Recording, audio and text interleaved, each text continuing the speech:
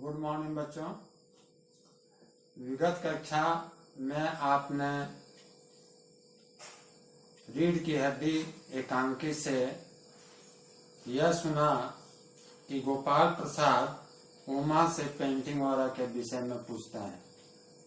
यहाँ तो मैंने बतलाया था, पुनः जब मेहमान चले जाते हैं सच्चाई जानकर, तब फिर उमा को घर में काफी डांट फटकार मिलती है। वह इसलिए कि उमा ने सच्चाई क्यों व्यक्त की। बच्चों, कहानी तो यहीं तो समाप्त हो जाती है, या यूं कहें एकांकी यहीं पर समाप्त हो जाती है। अब हम देखते हैं कि इस एकांकी में कुछ महत्वपूर्ण प्रश्न हैं। प्रश्न है कि जो लोग शिक्षित बहू का तिरस्कार करते हैं उनके साथ कैसा व्यवहार होना चाहिए। दूसरा प्रश्न है कि उमा ने मेहमानों के साथ अपना अपमानपूर्ण व्यवहार किया, आप इसे कहाँ तक ठीक समझते हैं। तीसरा प्रश्न है, राम स्वरूप अपनी बेटी की शादी में पढ़ाई लिखाई की बात क्यों छुपाना चाहते हैं, हम इसे किस प्रकार बदल सकते हैं। चौथा प्रश्न है, स्त्री शिक्षा के बारे में अपना विचार लगभग 100 शब्दों में लिखिए।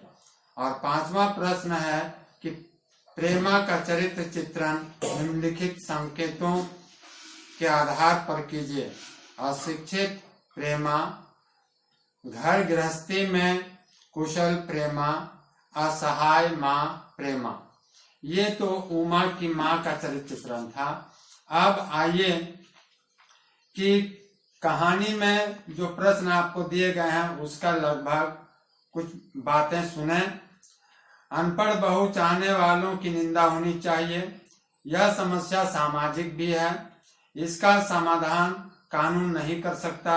इसका समाधान शिक्षित और जागरूक समाज ही कर सकता है।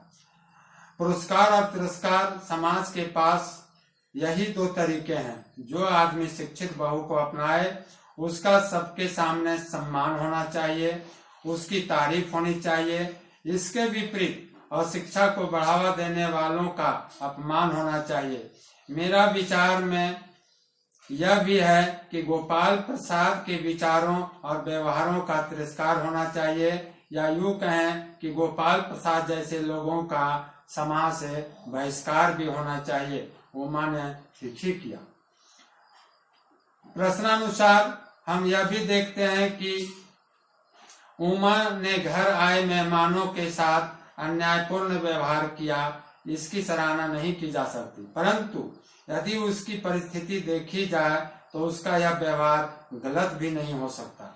उसके पास दो ही रास्ते थे, या तो गोपाल प्रसाद और शंकर की करतूतों को सहती जाती और चुप रहती ता उसका विरोध नहीं करती। गोपाल प्रसाद और शंकर ने उमा के घर आकर उसके साथ खरीद बेच जैसा व्यवहार किया, वह भी जब शंकर बिल्कुल आवारा और लफंगा था। ऐसे आदमी का उमा की नाप तौल करना सहनीय नहीं था, इसलिए उसने जैसे को तैसा व्यवहार किया और उसे खरी खोटी सुना दी। अपमान करने वालों के साथ नरमी बरतना उसको प्रोत्साहन देने के समान है। बच्चों, बेटी की पढ़ाई लिखाई की बात छुपाना नहीं चाहिए।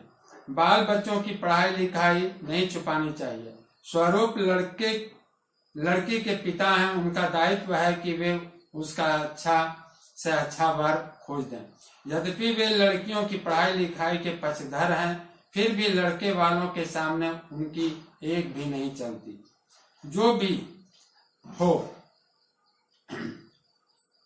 घर मिलता है उसके सदस्य कम पढ़ी लिखी बहू चाहते हैं। इस कारण उन्हें जानबूझकर बेटी की पढ़ाई लिखाई को छिपाना उन्हें पड़ा। हम समाज के इस गलत विचार को बदलने की कोशिश कर सकते हैं। इसके लिए हर जगह बातचीत में पढ़ी लिखी लड़कियों के गुण गिना सकते हैं। यदि हमारे घर में भी सुशिक्षित बहू की उपेक्षा की जा रही हो तो खुलकर अपने विचार प्रकट कर सकते हैं। यदि कोई अन्य व्यक्ति कन्या शिक्षा के विरोध में तर्क दे रहा हो तो उससे प्रश्न पूछ सकते हैं और प्रेम पूर्वक अपनी बात से समझा सकते हैं। तो बच्चों, इन प्रश्नों का जवाब लगभग मैंने आपको बता दिया है। केवल ध्यान से सुन करके आपको आंसर अपनी शैली में अपने ढंग से लिखना है। तो आगामी कक्षा में मैं दूसरा पाठ लेकर करके प्रस्तुत रहूंगा। तब तक के लिए बहुत सारी बधाइयां और धन्यवाद।